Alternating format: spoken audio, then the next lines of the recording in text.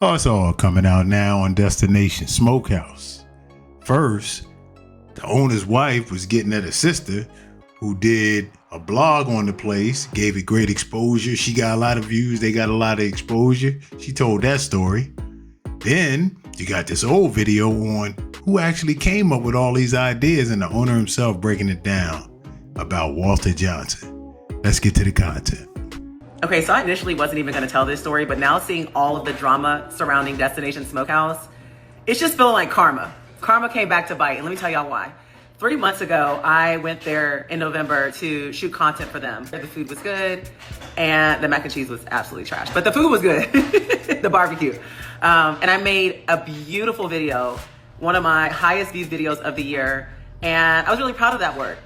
A few hours after I posted it, the wife of the owner, not the old man, but the owner, messaged me, calling me all kinds of hoe, saying, "You're disgusting, you're lucky you don't have daughters, the way you hunted my husband down and forced him to hug you." Like, these are her exact words.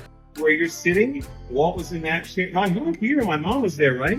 So Walt was wearing, dressed up very nice like this, just came from church, him and his wife Edna, and they were talking to my mom. And the next day, I didn't ask my mom anything about the conversation. Next day, he's in the chef's boat waiting for me to open up. And I said, "Hey, I saw you. I don't really know what my mom talked about, but let me talk to her." Spoke to her, long story less long. He was here the next day. Started showing me so much stuff in the kitchen. You were a coffee shop. I'm like, man, maybe we can do real food here. So we started doing gumbo for us. A few other things we started messing around. He made ribs for me one time just for fun. And I was shocked how good they were. Crazy thing is he doesn't eat pork. I didn't find that out till like way later. But anyway, the ribs were phenomenal. About 3 months later, we froze down for COVID. April, he says, "Nick, let's open back up and do barbecue." I called him crazy about 20 times. He finally convinced me after 4 or 5 phone calls. We did a test run with the ribs and chicken, sold out. Long story, even less long, we switched to a Smokehouse not long after that. But he was the basis of everything we do. I did a lot of research on Texas-style barbecue, especially brisket. So that's when we started going in a different direction, focusing on Texas-style cooking. But we find a lot of the Southern-style cooking that Walt knows, recipes, just me growing up, messing around with stuff with my family. But everything's been inspired by so many different things. I can't really take credit for it. It's destination. It's destination recipes, and we try to get out like a fast and cheese factory here. That's all we're trying to do. Big country, you know, a little Bama here, a little everything. Mississippi, New Orleans, North Carolina, you know, Georgia.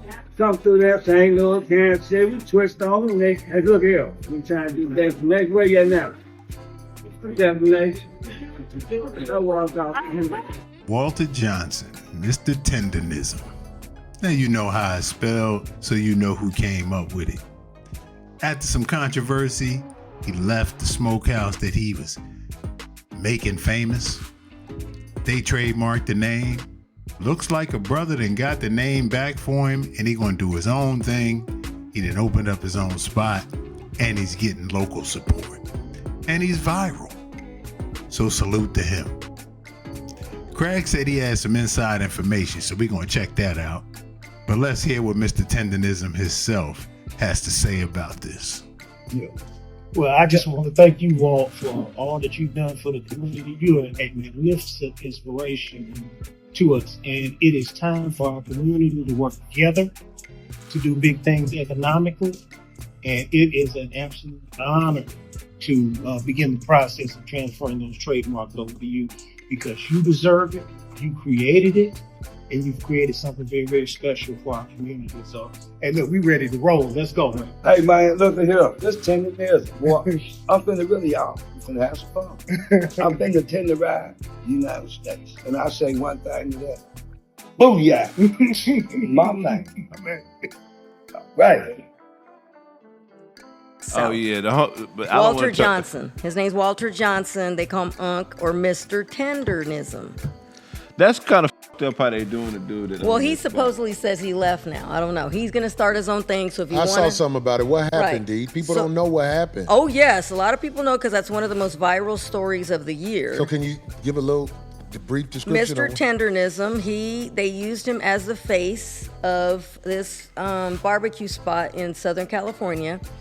And apparently, if you look at it, the spot is owned by Caucasians, or I don't know what their background is. I think they're Armenian? Armenian or something like that. Yeah.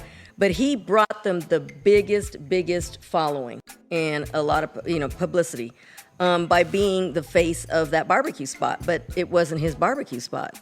Anyway, so he's now since left because it just brought too much negative stuff towards him, poor fella. So, and he's older too. So We know the people who run the media for that. Can we get the old swole nigga off there Yeah, before they can't think it's him? I know that is not That's Mr. the barbecue. That's how you eat He was the barbecue. He can lift folks laugh. Anyway, but good thing he is now starting his own thing. So if you want to I don't help know. him, he is doing a GoFundMe page on his behalf, Johnson. I don't know if y'all should give him that money. They claim he was fired from the restaurant. So Let me tell you something. I know the inside on this. Do you? reason why he was released has not been. I don't know if you. Craig, are you sure you know? I'm just saying we know people. You It's name what you heard. We know people that work at the spot doing the media. It's the way that this shit's been told is all wrong. Oh, are you playing now? See, I'm not. I mean, I don't know ask when Jay. he's yanking our chain or not. It's been told wrong, so I don't want to speak on it, but it's not what everybody thinks. It's cool that he getting his own spot, but the dude, to my knowledge, didn't do him dirty. That's something that somebody ran with and turned into some I other appreciate shit. you saying this, Craig, Yeah. because I kind of okay. No, but yeah, I mean, that's the way everybody understands it. I don't want to tell the man's business, Mr. Tenderism, because Right. it ain't my business to tell, but that the way y'all know the story is not exactly how it happened. Okay, there the you dude go. is actually pretty cool.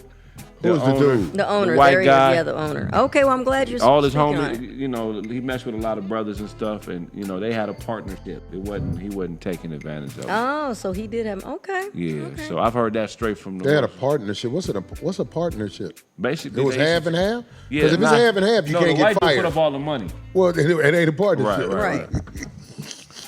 Okay. I be knowing that. But no, put tenderism on. I'm not saying don't support tenderism. Yeah, get the man a business, get him his Yeah, own everybody. barbecue spot. Yeah. What do But you have somebody there to manage the money. Well, that sounds like an interesting twist. And with Craig being out that way, he might know some things, right? Like this is a play or something. Who knows? But here's what the owner of the restaurant had to say. Good morning. My name's Nick, and recently there's been a lot of conversations about Destination Smokehouse that don't fully represent our history or what we stand for. Today, I want to speak directly to our supporters about Walter Johnson and his involvement with Destination Smokehouse. Walter was never asked to leave. The application to register the trademark for tendernism was not filed without his knowledge. Walter was an early source of inspiration for me, and I've always been grateful for that. We've shared so many genuine moments together, talking about barbecue and bonding over the craft that we both love. These moments were filled with camaraderie and mutual respect. Today, I'm proud of Walter for having the courage to go after his own dreams. It takes heart. I respect anyone who chooses to build something of their own, and I wish him nothing but the best. The barbecue community is really small. Guys, we all know each other, and as small business owners, I feel it's our responsibility to support one another and celebrate the craft that brings people together through our food. It's always been about great food and the spirit of the community with barbecue, and that's what Destination Smokehouse will always stand for. We're grateful for the support of our guests and our team and the barbecue community. We will remain focused on moving forward with respect, positivity, and a shared purpose. Thank you, guys. All right, y'all. Chalk up a rare victory for the little guy in the game. Usually get trampled over by corporations, big bank take little bank, all that type of thing. But it looks like support, pressure, and even though my man says he didn't force him to leave or anything like that, some things are just unspoken. I've been in those work environments. I think we all have. And to see it have a happy ending, that's a rarity. Because in this media space, all we reporting is who got done bad or who's doing bad. So salute to Walter Johnson. If I'm ever out there, I'm going to stop by wherever you open up. Until then, man, appreciate y'all tuning in. It's your boy Delta Answer. Till next time, we out.